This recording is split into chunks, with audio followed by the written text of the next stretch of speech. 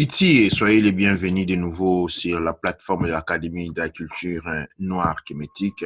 Aujourd'hui, nous nous retrouvons encore de nouveau sur cette plateforme existentielle sur laquelle nous nous rencontrons. Aujourd'hui, je reviens à vous pour affronter un terme important, une discussion importante. Comme vous le voyez, c'est toujours moi, le Neb et le Shem Netcher Tepi, de l'Académie de la culture noire et du sanctuaire de Teouti, Kinkela Ramazulu Kufui Mote Patumura. Aujourd'hui, nous allons affronter un discours important. Ce discours, c'est penche sur une lecture faite du Père M. Héroux. Père M. Héroux, c'est ce qui a été traduit par les destructeurs de la tradition kémétique par le livre de la mort. Le livre de la mort. Père M. Héroux signifie tout simplement le livre de celui qui renaît. C'est le livre de celui qui sort de l'obscurité pour embrasser la lumière. Et nous disons, nos ancêtres disent, Reu M. Père M. Ro Mger, qui signifie la voie de la connaissance pour sortir de la nuit et arriver au jour. Je répète, Reu Mper Mru Mger, la voie de la connaissance pour sortir de la nuit et embrasser les jours. Iemotep. Soyez donc les bienvenus. Doua Neche Re En Ek. Que la gloire revienne au Créateur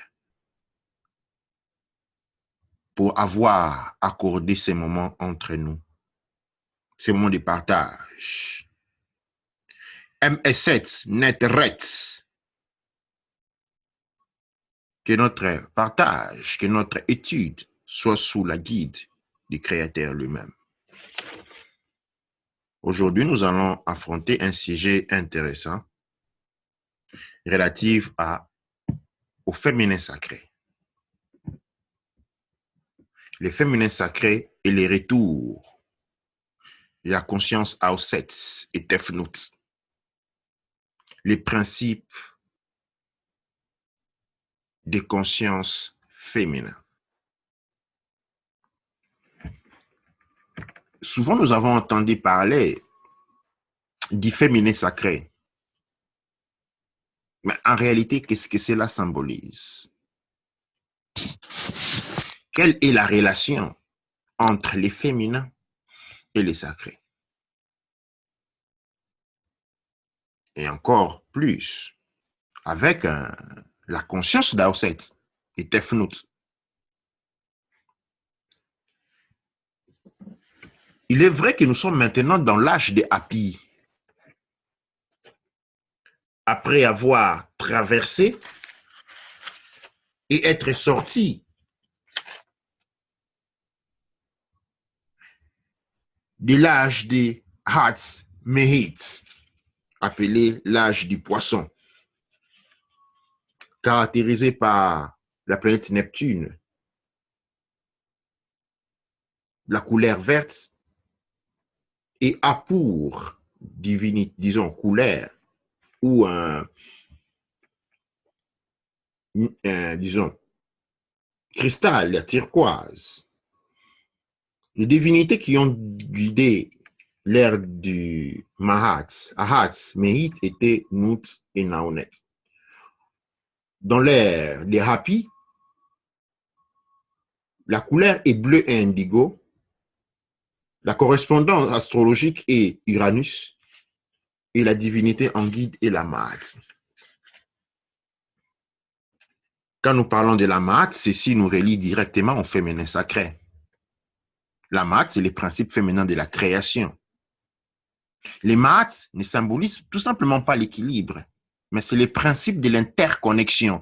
Et l'interconnexion est un principe de conscience, c'est-à-dire l'émergence de conscience. L'éveil de conscience est une caractéristique propre à la Maat et par conséquent à l'ère des Hapi. Et cette caractéristique de la maths, et c'est ce qui est le point fondamental du féminin sacré. Pour expliquer en profondeur les féminins sacrés, nous allons faire un pas en arrière dans le temps, il y a au moins 6000 ans. Avant la création de ce que nous connaissons aujourd'hui comme la religion chrétienne et toutes les subsidies qu'elle crée pour déséquilibrer le monde. Nous avons l'islam, ainsi de suite. Nombreux d'entre vous connaissent qu'il y avait ce qu'on appelle en Occident le culte d'Isis. Isis, c'est la traduction tout simplement linguistique de ce que nous appelons, ce qu'ils appellent la Vierge Noire. Et la Vierge Noire, c'est les féminins sacrés. Les Vierges Noires, c'est Tefnut, c'est les principes énergétiques Tefnut. Et par conséquent, la conscience des Auset ou Ast, comme il est aussi souvent appelé. Ast.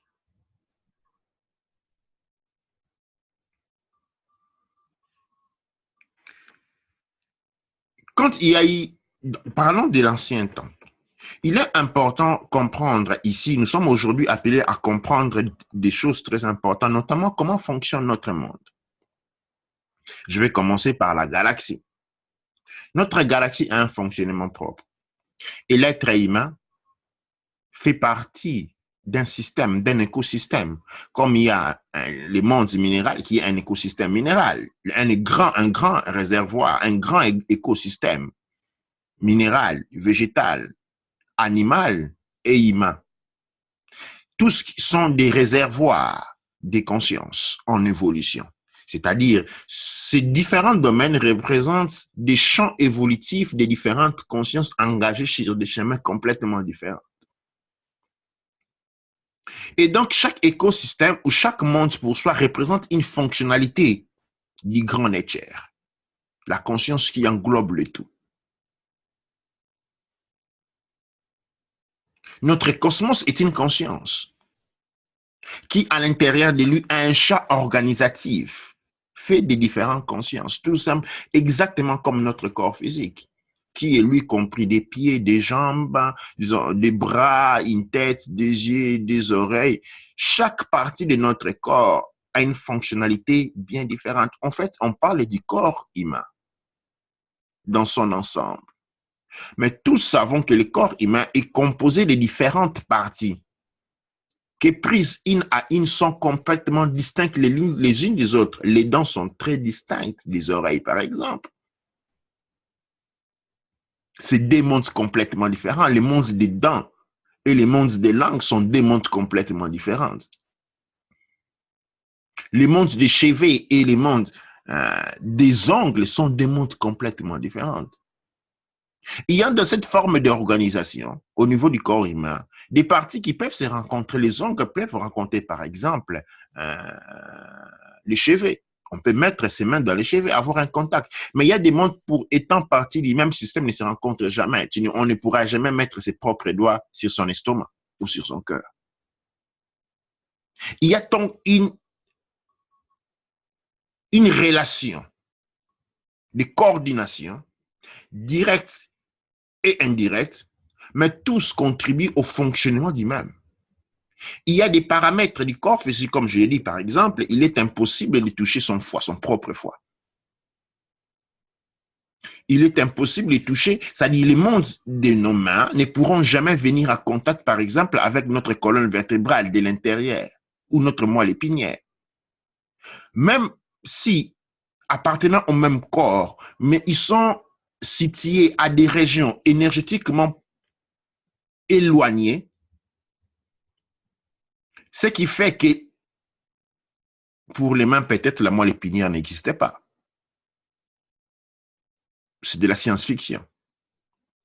Mais c'est pendant cette existence plus ou moins révélée et non, mis dans l'ensemble, corrobore, participe au fonctionnement du corps physique tout entier. Eh bien, cette même énoncé que je viens de donner, que nous pouvons approfondir davantage parce que l'étude du cosmos peut se faire à travers les microcosmos, c'est-à-dire les Muntu, on peut étudier les Muntu pour comprendre le grand cosmos, pour comprendre le créateur lui-même. Tout comme on peut étudier les grands cosmos pour comprendre le monde. Et là, on a introduit un petit sujet introductif à partir duquel nous pouvons étudier les grands cosmos, comprendre les grands cosmos, les règles qui existent. Chaque partie a donc une fonctionnalité et permet un équilibre. Au niveau du grand cosmos, nous avons plusieurs consciences qui rentrent et ces consciences s'expriment avec leur corps matériel, c'est-à-dire à un certain niveau, il y a ce que nous appelons une cristallisation de l'énergie. Parce que pour pouvoir agir sur les plans transformationnels, il faut être incarné sur les plans physiques. Et il existe différents domaines des plans physiques. Nous ne sommes pas les seuls domaines des plans physiques, il en existe beaucoup. Nous avons un plan physique qui correspond à notre fréquence par rapport à la mission de notre conscience. Il existe d'autres plans physiques qui ne sont pas associés à la mission de notre conscience, qui ont donc une manifestation et des caractéristiques complètement différentes, mais qui sont des mondes physiques. Qui sont des mondes physiques, palpables. Il y a de ceux qui sont proches de nous, avec lesquels nous pouvons interagir. Il y a de ceux qui sont lointains de nous, que nous pouvons voyager pour rejoindre. Il y a de ceux qui ne nous rejoindront jamais. Mais nous faisons tous partie d'une même conscience. Si nous rabattons cela sur le plan, par exemple, sur notre planète, nous avons la notion de, je veux dire, la division entre le monde minéral, végétal, ainsi de suite, et puis nous avons la division entre, par exemple, les raciales. Alors, nous sommes tous des hommes. C'est vrai. Comme nous sommes tous une conscience. Et là, je vais encore apporter un élément des parallèles. Un arbre. Un arbre, c'est un arbre. Mais nous savons que l'arbre est fait des feuilles, du tronc, des tiges, des branches et des racines. Chacun de ces parties a des fonctionnalités très différentes. La fonctionnalité des tiges peut être proche à celui du tronc. La différence, c'est en intensité, la capacité de transporter la sève. Mais les rôles du tronc et celui des racines sont complètement opposés. Sont très loin, pas opposés, mais très loin, très distantes. Tout comme les rôles des racines et des feuilles sont très distantes. C'est vrai qu'il y a un arbre, mais cet arbre-là est composé et divisé en fonctionnalités. Les fonctionnalités, c'est ce qui permet la création Keper. L'ordre de la création. Mahu Keperu. De continuer l'existence. L'expansion de la conscience. Donc, les races se trouvent en tant que races, mais il y a des fonctionnalités qui en assurent, non la différence, mais la complémentarité, la composition. Mais cette composition est distancielle, de la distance. La race noire a une fonctionnalité bien différente de la race blanche. La race blanche a une fonctionnalité bien différente de la race jaune. Et ces éléments doivent être garantis. Et il existe un mécanisme de protection qui permet de sauvegarder le travail de la grande conscience. Et cela est appelé l'authenticité ou la culture. La culture définit ce que nous sommes pour nous permettre d'opérer, savoir opérer en relation avec nature. La culture est nature lui-même. La culture est la projection du nature, du créateur, dans un groupe bien défini pour lui indiquer la voie, pour indiquer sa mission, pour lui donner sa fonctionnalité. Et donc, on ne peut pas se changer de nature. Les mêmes nature et les mêmes qui s'expriment différemment à différents groupes de personnes, à différents groupes selon leur fonctionnalité, pour déterminer, pour indiquer la fonctionnalité. Maintenant, quand on change de nature, on rentre dans une phase où on est contre nature. Contre nature ne signifie pas qu'on est contre les créateurs, signifie qu'on est contre le créateur, mais d'une certaine manière, la relation, elle n'est pas directe. Être contre nature signifie agir hors du champ de son authenticité, agir hors de son champ culturel. Maintenant, un des premiers périmètres de distance de notre champ culturel est la polarité Shu-Tefnut, en référence au féminin sacré. J'ai parlé quand j'ai commencé du monde ancien et de l'organisation de notre monde. Notre monde est un monde Tefnut, d'énergie Tefnut, féminin. C'est pourquoi, par exemple, à la naissance, une fille naît à un niveau spirituellement très élevé, pendant que l'homme naît à un niveau spirituel zéro. Et vous vous rendez compte, donc, il ne peut pas y avoir. Dans les religions, les cultes d'Isis, Laoset, les grands prêtresses étaient tous des femmes, parce que la femme était prêtresse à la naissance.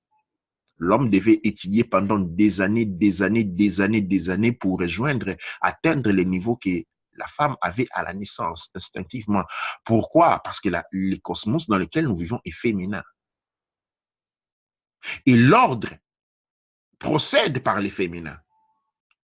Au milieu du village, c'est la femme qui se dresse, c'est-à-dire les féminins sacrés. Les féminins sacrés est ce qui a été converti en Dieu le Créateur. Les féminins sacrés est le pilier central de culture humaine. Je dis, les féminins sacrés est le pilier central des cultures humaines incarnées sur ce plan d'existence. Les droits de propriété ou l'hérédité passaient de mère en fille. Parce que l'homme avait une nature vagabonde dans le sens que l'homme était un fécondeur qui allait loin. Mais la femme, Tefnut, les féminins sacrés, ne se déplaçaient pas parce qu'elle assurait la stabilité. C'est comme ça qu'elle se trouve au centre. Elle assure la stabilité. Et donc, du point de vue de l'organisation de la société noire, tous les biens matériels appartenaient aux femmes. Mais la gestion était réservée aux hommes. Les rois étaient Hérou, qui était l'homme. Les Mesoutépi étaient hommes. Le Mesoutépi, c'est l'appellation pour dire pharaon dans la langue Ngara ou dans les Médou-Netcher. Mais son pouvoir dépendait de la reine-mère comme les Netcherou, Chaka Zulu, père de stabilité quand la reine-mère, la Mouts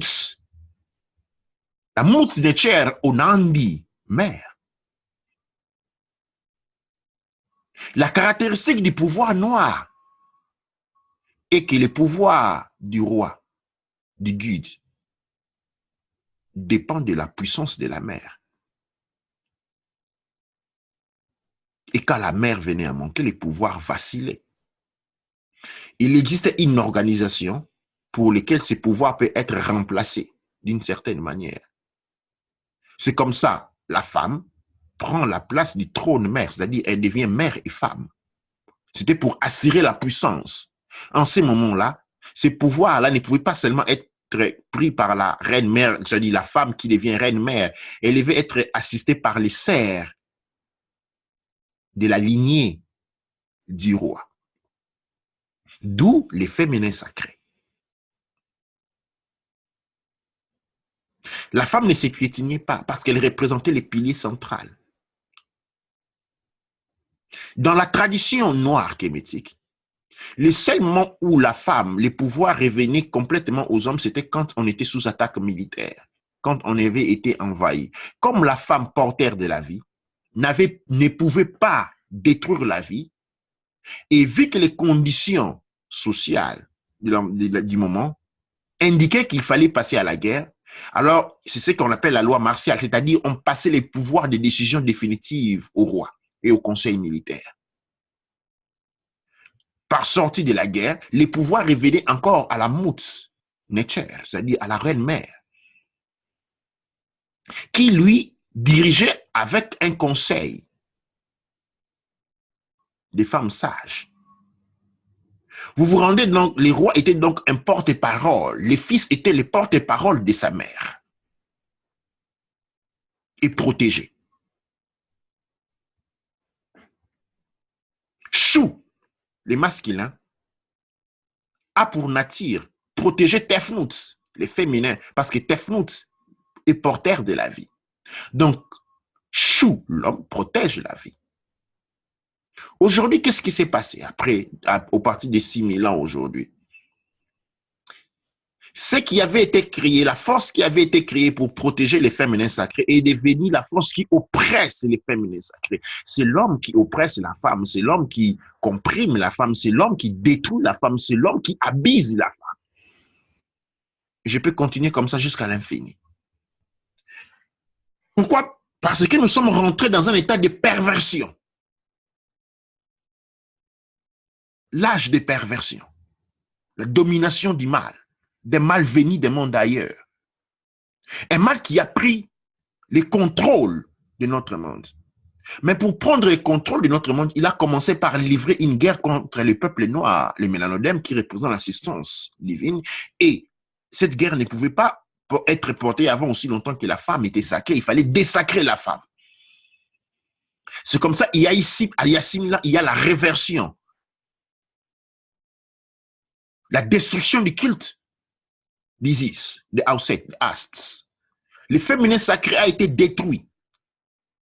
La femme relevée, disons, déportée de la trône jusqu'à la cuisine et à la chambre de lit, disons, au lit.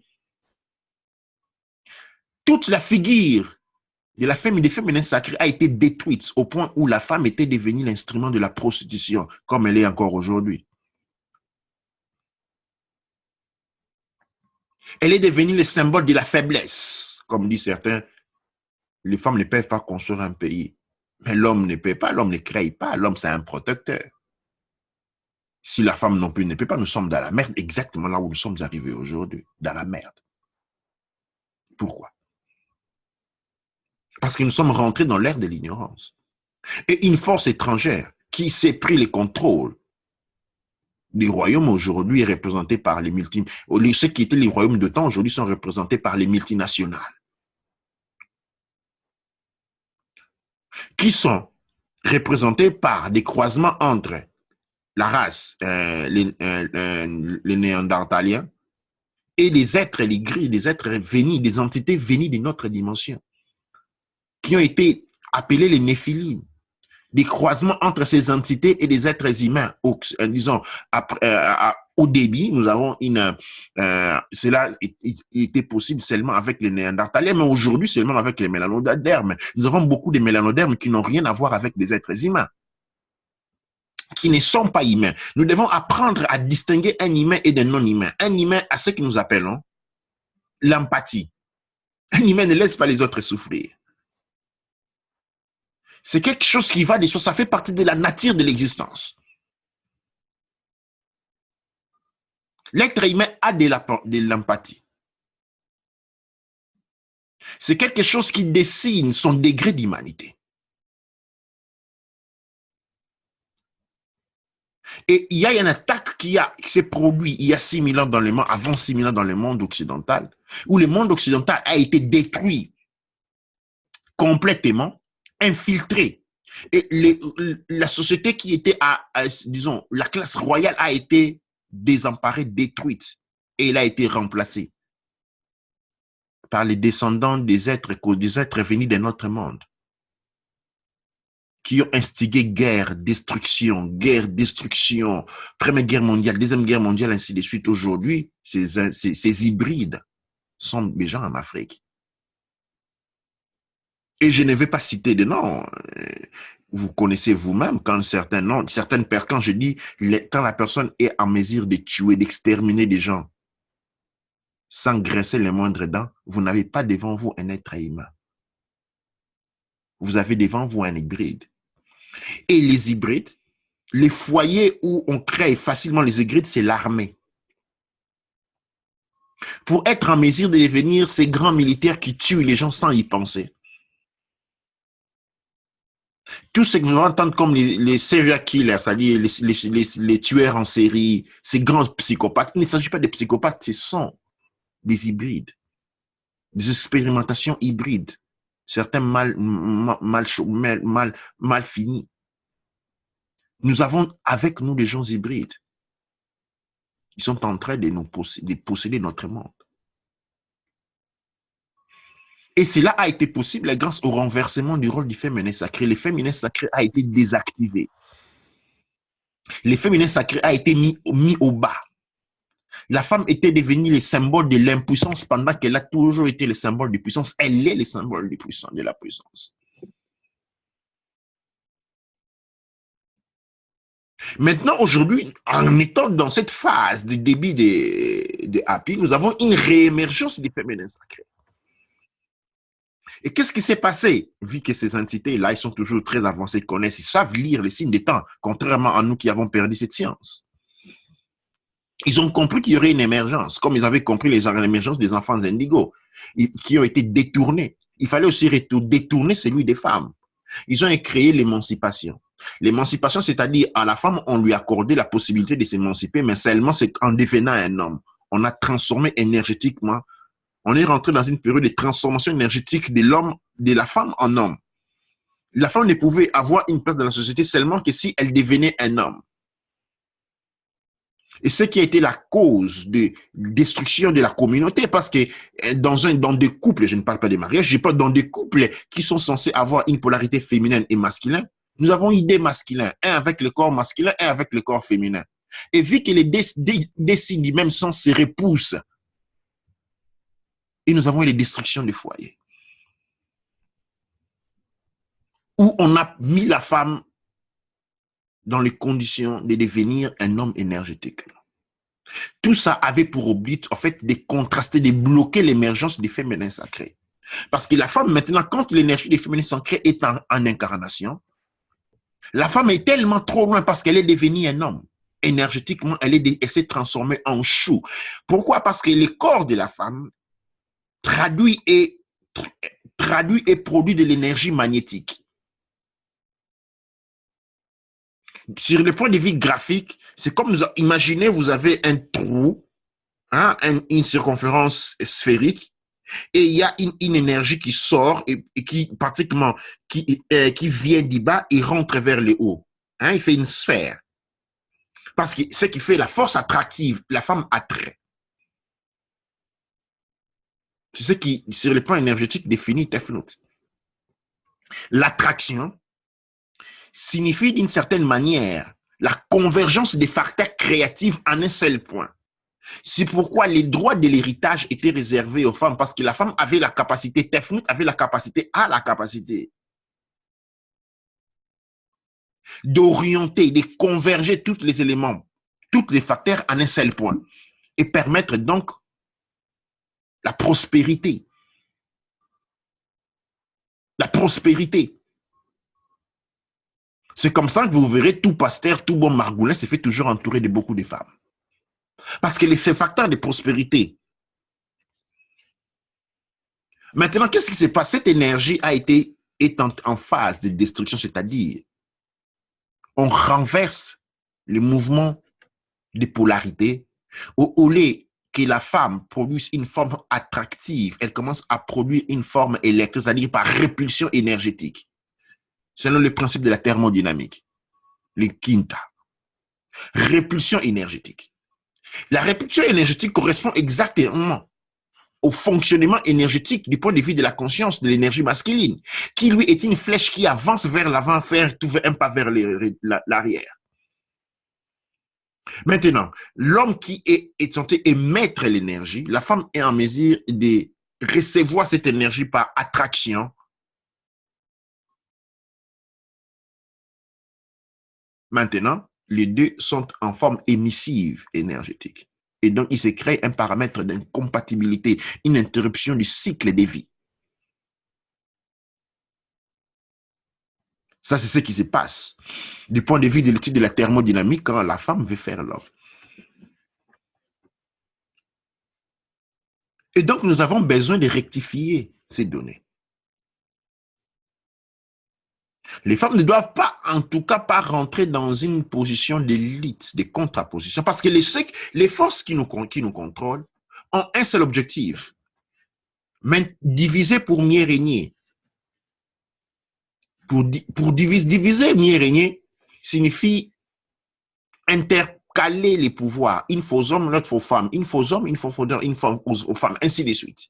Ne jamais permettre l'intégration, la convergence de ces deux facteurs, parce qu'à ce moment, il y aurait explosion de la vie vraie, pas cette simulation prisonnière, Patrix dans laquelle nous sommes en train de vivre. Maintenant, c'était les femmes avant, c'était les hommes qui oppressaient les femmes. Maintenant, nous avons la vérification, les champs, disons, contraires commencent à se produire. Maintenant, c'est les hommes qui ont peur des femmes, parce que les femmes abusent les hommes. Ceux qui vivent en Occident, quand vous allez au tribunal, si votre femme est capable de dire de se donner une gifle toute seule, dès qu'elle va au tribunal, elle écrit sur parole, on vous met en prison. Mais regardez, il y a 20 ans, cela n'était pas possible. Même si on l'attrapait, votre mari vous battre, c'était normal. On doit pouvoir se poser la question, pourquoi ces changements? C'est parce que l'homme est-il devenu bon? Absolument pas. Après avoir contraint la femme à un traumatisme impuissant, on utilise ces traumatismes pour avoir de la revanche sur l'homme. Mais ce que nous sommes en train de créer, nous sommes en train de créer un monde bipolaire, c'est-à-dire un monde où les femmes fatiguées des hommes préfèrent rester entre eux les femmes. Et nous avons l'explosion de l'homosexualité féminine. Les hommes qui, maintenant, sont effrayés des femmes qu'ils trouvent dangereuses restent entre les hommes, homosexualité masculine. Ces deux éléments portent à la destruction de la vie. Mais la destruction du système, parce que quand l'être humain ne fonctionne plus dans son rôle, tout le système s'écroule. Comme dans une voiture, il suffit juste qu'un seul piston ne fonctionne pas, ou une seule bougie, pour que la voiture ne puisse plus être efficiente et qu'elle puisse complètement s'arrêter. L'homme est garant de la création. L'homme est garant de la création pas par sa foi, mais c'est par sa fonctionnalité. Et cette fonctionnalité doit être garantie. La fonctionnalité est garantie par les principes du féminin sacré et rien d'autre. Aujourd'hui, les hommes ne font pas les hommes parce que les hommes ne sont pas censés oppresser les femmes. C'est ce qu'ils ont fait pendant toute l'ère du poisson.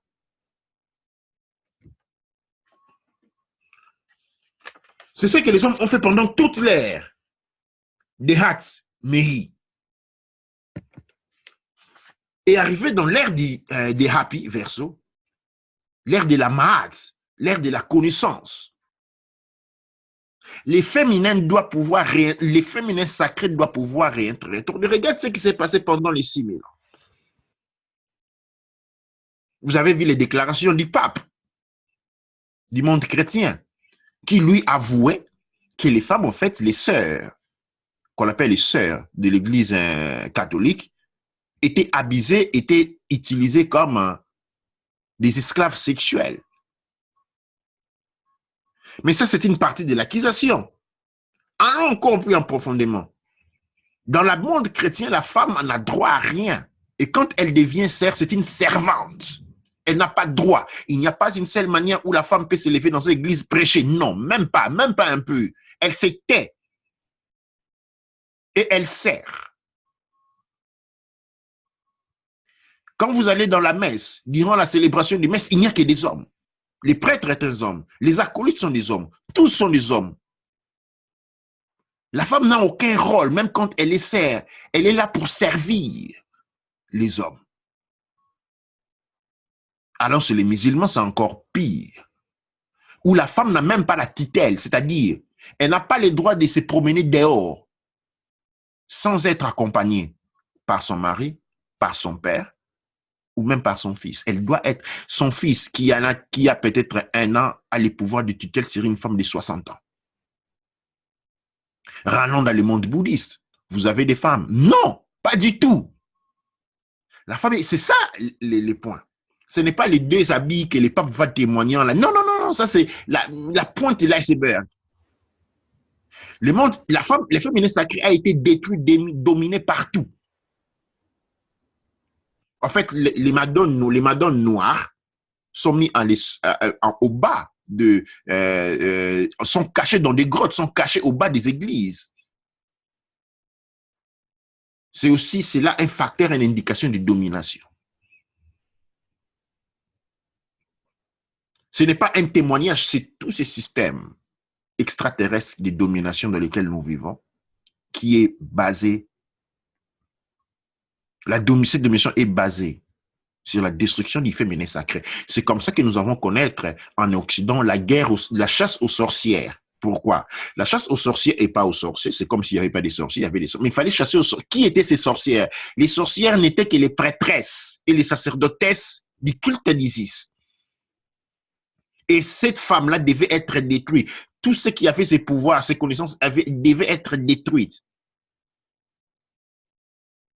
Et nous avons cela en Afrique aussi, avec les noms comme par exemple, les Mbikoudi, ont été détruites, poursuivies. Les femmes Ngunza détruites, poursuivies. Tous les oracles étaient poursuivis et détruits, tués. Parce qu'il fallait mettre l'homme au-dessus de la femme. Et détruire le monde. Transformer ce monde. À travers toutes ces années, la femme a oublié même ce qu'elle était. Au point, elle est devenue un substitut de l'homme. J'ai demandé à une maman si elle avait un garçon et des filles, ou même un garçon et une fille, et on lui disait que seulement un de ses enfants pouvait aller étudier, qu'il allait choisir, bien entendu, les garçons, ça c'est un choix qu'une femme faisait. Vous avez vu, la destruction du féminin sacré passe aussi par le travail de la femme lui-même. Parce que les femmes a décidé, a été convaincue à détruire les féminins sacrés en se trouvant à l'intérieur d'elle pour être acceptées dans le monde des hommes. Parce qu'elles n'avaient pas droit à un monde. Et ceci a garanti la destruction sous toutes ses formes. Je ne suis pas en train de parler de la reprise, de la révolte, comme on est en train de voir aujourd'hui, de l'attaque du monde masculin par les hommes féminins. Ce que je suis en train ici de mettre en impression, c'est que le monde dans lequel nous vivons est un monde malade, pervers, et qui ne peut pas garantir la prospérité, les biens, l'évolution de la conscience. Parce que soit l'homme que la femme sont en train d'occuper des polarités malades, pervers. L'homme est garant et protection, il protège la femme, il protège ce que la femme a de chérir, c'est-à-dire la vie. Comme les ancres, l'homme se trouve au bas et porte sur ses épaules la femme. C'est ce qui génère les facteurs de création, les facteurs de régénératifs. C'est ce qui supporte la communauté. Les rapports d'une communauté est basé par le fait que la femme se trouve sur les épaules de l'homme. C'est ça la maths. Et nous sommes dans l'ère de la maths. Nous sommes en train de réintroduire la vie. Et cette vie a un positionnement mathématique, géométrique, disons philosophique et culturel. Le point premier, c'est les rapports de polarité.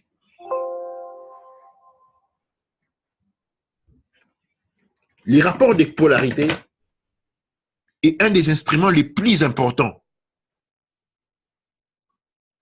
que nous devons essayer de mettre en pratique, nous devons essayer de comprendre dans notre travail, dans notre devenir, pour un bon fonctionnement.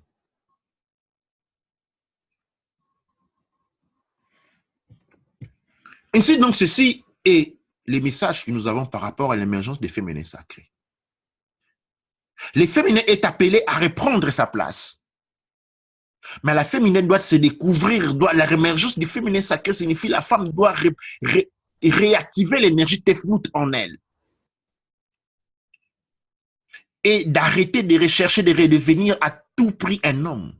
Le monde des hommes, c'est un monde stérile. C'est un monde qui ne peut que protéger. Et quand il n'y a rien à protéger, c'est un monde qui s'est perverti. C'est un monde pervers. Et La femme ne peut pas continuer toujours à s'orienter vers le monde masculin. La femme doit retrouver le seul monde capable de générer de la puissance, de la prospérité, de la paix, de la vie. Et c'est le monde qui est à l'intérieur d'elle. C'est le féminin sacré. Et les femmes doivent pouvoir reprendre cette place. Mais avant de reprendre cette place, les femmes doivent redevenir les Tefnout. Dans le monde entier, avec tout ce que nous savons, des cultes maçonniques et démoniaques, les seuls cultes que toutes sont d'accord que c'est un culte négatif, c'est quoi? C'est le voodoo. Pourquoi? Parce que dans le voodoo, c'est le seul culte où la femme prend la parole et parle. C'est la femme qui lead les rituels. Et c'est ça, a été assez pour que la femme soit détruite. Ce culte soit taxé des démoniaques, ainsi de suite. Nous n'avons jamais entendu un abus sexuel. Non, non, c'est seulement parce qu'il y a des femmes. Et la nature de puissance de la femme est voodoo dans toutes les cultures. Et j'invite à nos scènes à connaître le voodoo, à apprendre, parce que le voodoo, ce n'est pas une religion, mais c'est une translation énergétique qui fait que la femme occupe une place de référence. Les voodoo donnent au féminin, les voodoo conservent les féminins sacrés. Et je vous invite à développer cela. Notre monde ne sera pas sauvé par la politique. La politique fait des hommes ne peut que porter guerre, guerre, guerre, guerre, guerre, guerre, ainsi de suite. Ni par la religion toujours fait par des hommes. Ni par rien d'autre fait par des hommes. Elle ne peut être sauvée que par les féminins sacrés. Mais les féminins sacrés doivent être rétablis à travers la conscience voodoo. La conscience voodoo donne au féminin sacré sa place, enseigne au féminin sacré son rôle et détermine ses paramètres de pouvoir. Ceci est le cadre de l'émergence du féminin sacré qui se trouve au-dessus de toute chose. Ce féminin sacré qui a été détruit petit à petit, transformé, perdu, détruit de sa mélanine et de ses références culturelles. Quand les références culturelles du féminin sacré a été traduites depuis le mélanoderme ou l'écoderme, son essence a été complètement détruite.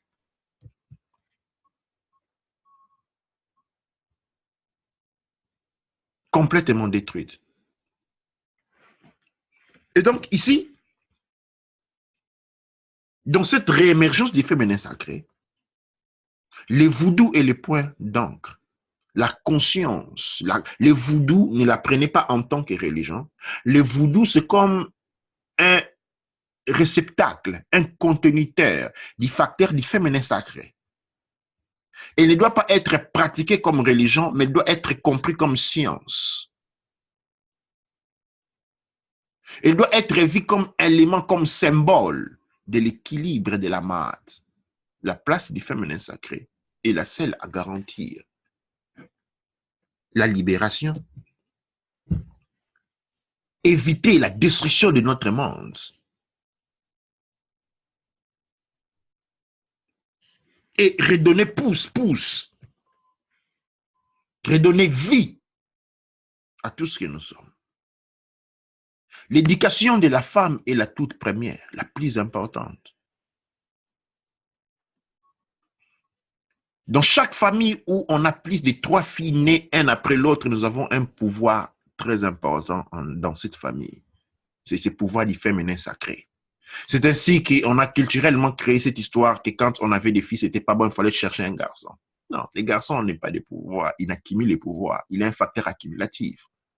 Mais l'homme accumule le pouvoir qui lui est transmis de sa mère. Ok? L'homme accumule le pouvoir qui lui est transmis de sa mère. Il naît comme un réceptacle vide. Mais la fille naît pleine. Elle a une séparation avec sa mère à la naissance. L'homme reste dépendant de sa mère pendant toute sa vie. Et quand sa mère décède, son pouvoir vacille.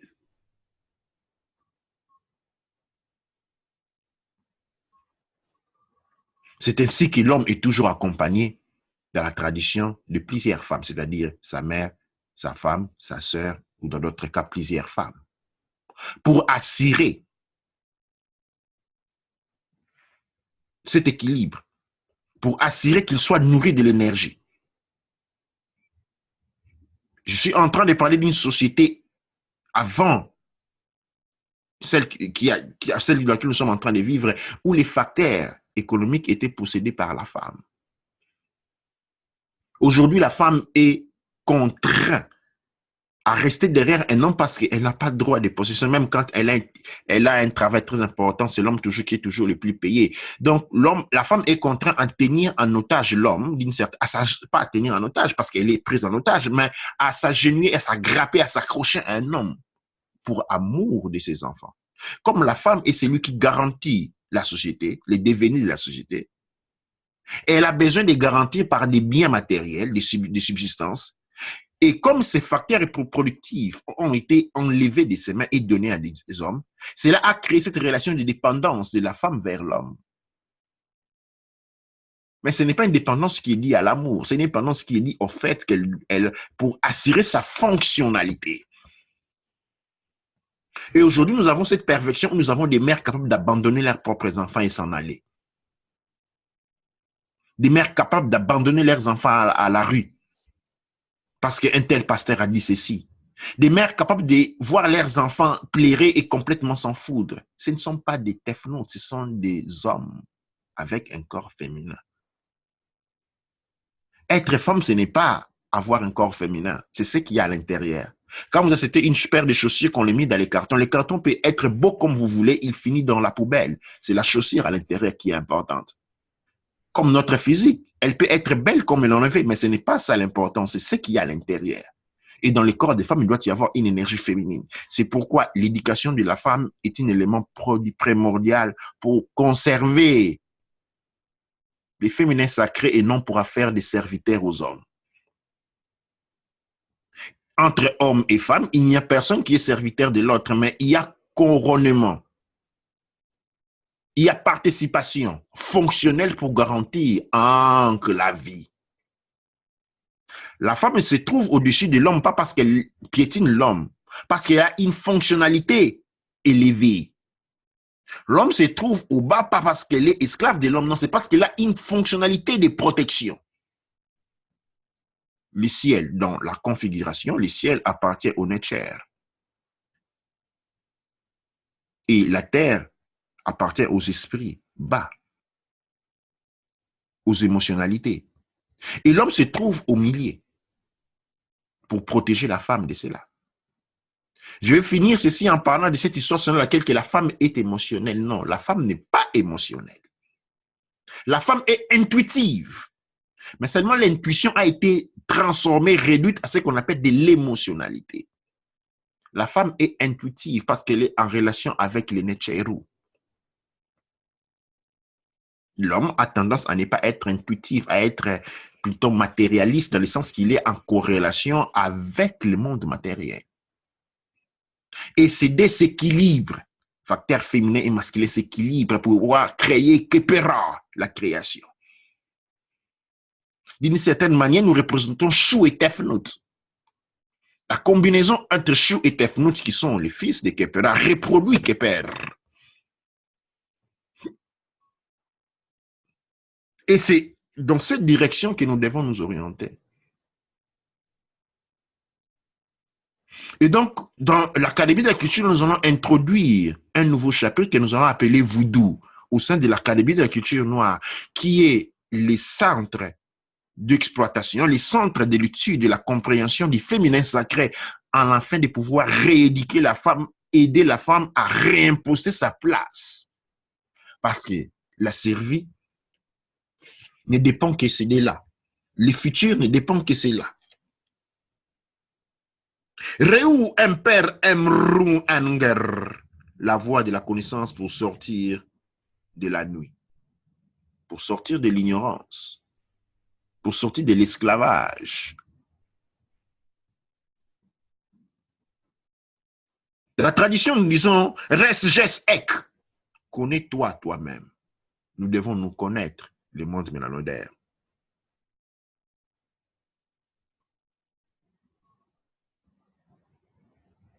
Je finis en vous disant Shem, M-Hotep, allez en paix. Amasu, M-Pa, M-Ra, Sangsu.